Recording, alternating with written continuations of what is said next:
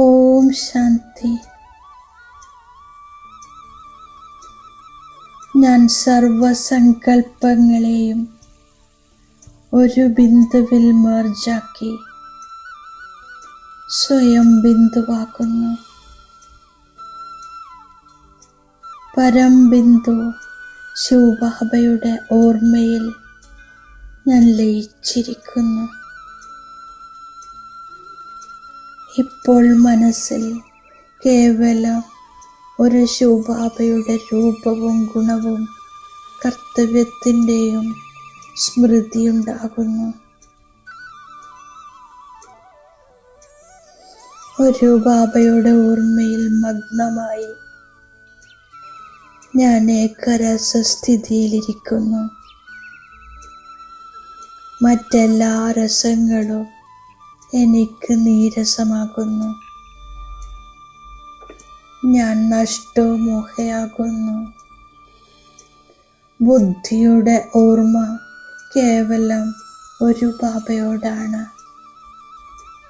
സർവസംബന്ധങ്ങളുടെ രസം ഞാൻ ഒരു ബാബയിൽ നിന്ന് സ്വീകരിക്കുന്നു.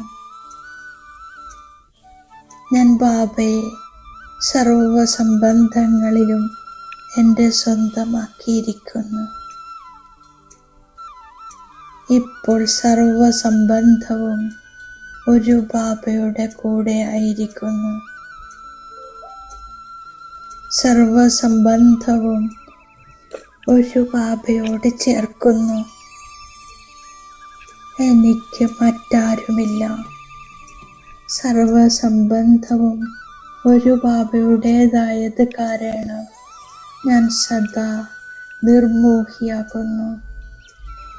ആരോടും ആകർഷണമില്ല. മായയുടെ പരാജയവുമില്ല. ഓരോ സംബന്ധത്തിൻ്റെ സുഖം ഒരു ബാബയിൽ നിന്നെടുക്കുന്നു.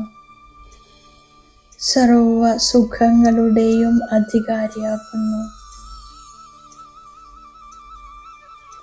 ഞാൻ സർവസംബന്ധങ്ങളുടെയും അധികാരി ബാബയെ കൂട്ടുകാരനാക്കിയിരിക്കുന്നു. ഞാൻ സാകാര സാധ്യയുടെയും മുമ്പേ ബാബയെ ഓർമ്മിക്കുന്നു. ബാബ അതുപോലെ സത്യമായ സാധ്യയാകുന്നു.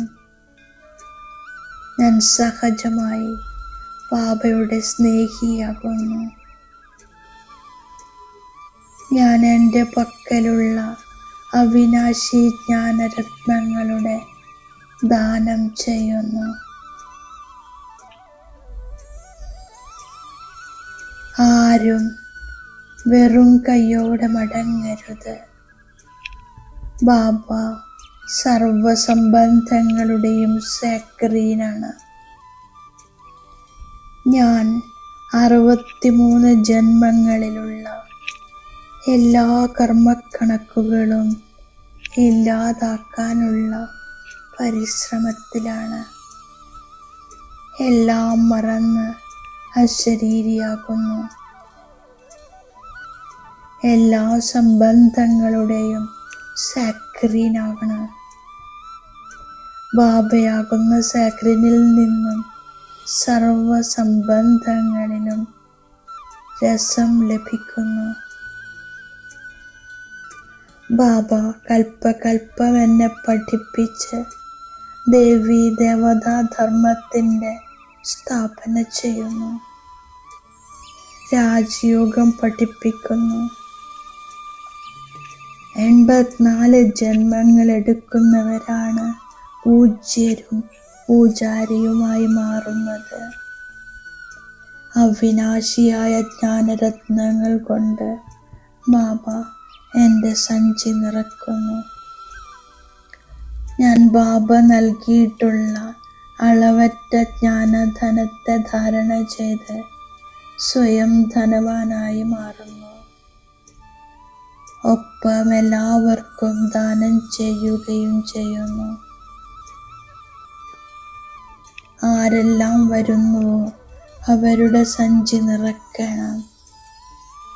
ബാബയുടെ ഓർമ്മയിലൂടെ തന്നെയാണ് മംഗളമുണ്ടാകുന്നത്. അതിനാൽ എത്രത്തോളം സാധിക്കുന്നുവോ നടക്കുമ്പോഴും കറങ്ങുമ്പോഴും ബാബയുടെ ഓർമ്മയിൽ കഴിയണം. സർവ സംബന്ധങ്ങളുടെയും രസം ഒരു ബാബയിൽ നിന്നെടുക്കുന്നു.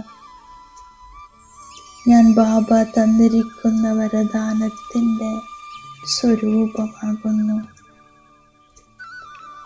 സദാ ബിസിയായിരിക്കുന്നതിനുള്ള വിധികളിലൂടെ വ്യർത്ഥ സങ്കല്പങ്ങളുടെ കംപ്ലൈൻറ്റുകളെ സമാപ്തമാക്കുന്ന സമ്പൂർണ്ണ കർമാതീതരാകുന്നു.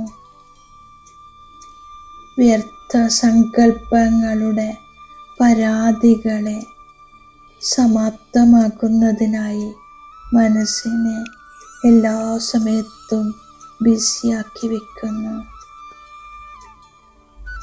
സമയത്തെ ബുക്ക് ചെയ്ത് നന്നായി ഉപയോഗിക്കാനുള്ള മാർഗങ്ങൾ പഠിക്കുന്നു. ദിവസം മുഴുവൻ മനസ്സിനെ എവിടെയൊക്കെ ബിസിയാക്കി വെക്കുന്നു എന്നതിന് പ്രോഗ്രാം ഉണ്ടാക്കുന്നു.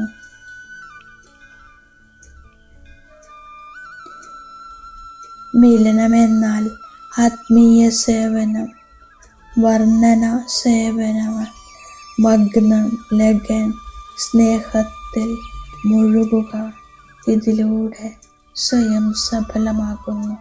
ഒപ്പം വ്യർത്ഥങ്ങളുടെ കംപ്ലൈൻറ്റുകൾ സമാപ്തമാക്കുകയും ചെയ്യുന്നു. സഫലതയെ പരമാത്മാവിൽ നിന്നും ലഭിച്ച ജന്മസിദ്ധ അധികാരമെന്ന് മനസ്സിലാക്കുന്നവർക്ക് തന്നെയാണ് സദാ പ്രസന്നചിത്തരായിരിക്കാൻ കഴിയുക. ഓം ശാന്തി.